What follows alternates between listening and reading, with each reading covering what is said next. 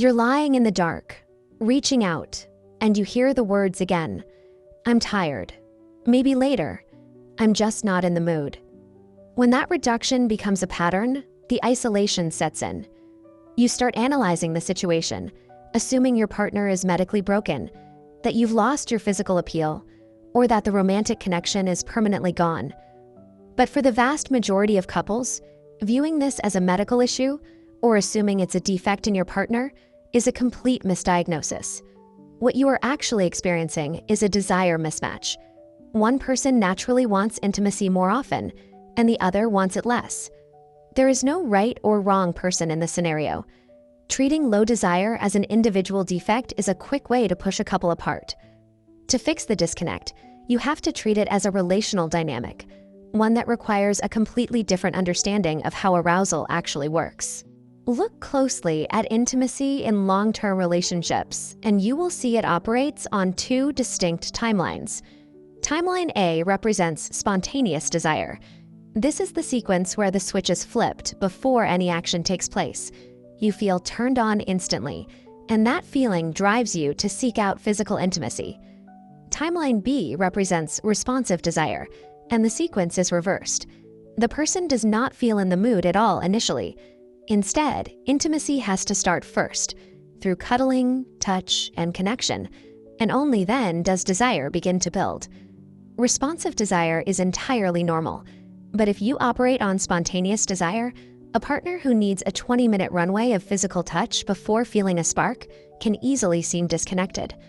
During the honeymoon phase, these timelines easily overlap because everything is new and exciting.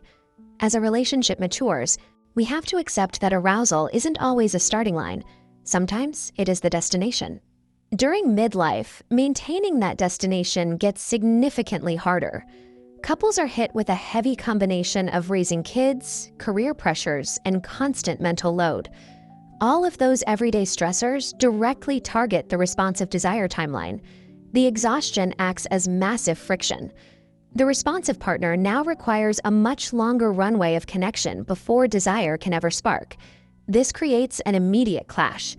The spontaneous partner is expecting instant arousal, while the responsive partner is stuck navigating a delayed, exhausted timeline.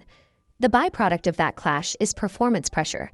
The high desire partner becomes terrified of initiating and failing, while the low desire partner carries the constant anxiety of, what if I don't feel it? Constant pressure creates a physiological barrier. It forces a cycle where both partners begin to avoid even casual closeness to prevent the anxiety of a potential failure, causing the timelines to diverge completely. To pull those timelines back together, the spontaneous partner has to make a shift.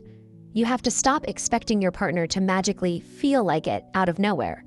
A partner with responsive desire can be deeply satisfied by sex, provided the physical experience is allowed to trigger the mental interest.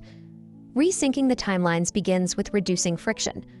Responsive desire requires the mind to be quiet enough to notice physical sensations. But when a partner is tracking endless household tasks, the brain stays in task mode, which acts as a physiological brake on arousal. Sharing the mental load releases that brake. Next, remove the pressure. Change the objective of your time together to no expectations. This eliminates the fear of failure and allows physical comfort to exist for its own sake. The third step involves scheduling connection. We put our work, our gym routines, and social events on the calendar, yet we often leave our most important relationship to chance. This doesn't mean you are putting sex on the calendar. You are scheduling time to lie together, talk without phones, or share light touch, giving responsive desire the long runway it needs to actually activate. Introduce gentle novelty to keep this from feeling like a chore.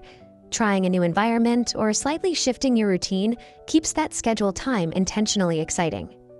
If intimacy has disappeared completely, dropping to less than 10 times a year, and is paired with ongoing emotional conflict, that is the clear boundary to bring in outside help, like a couples counselor or sex therapist.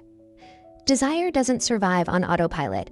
It takes time and energy and deliberate intention. The goal is mutual satisfaction, actively maintaining the environment where both partners feel capable of connecting. Relationships only fail when people stop trying to understand how the other's desire works.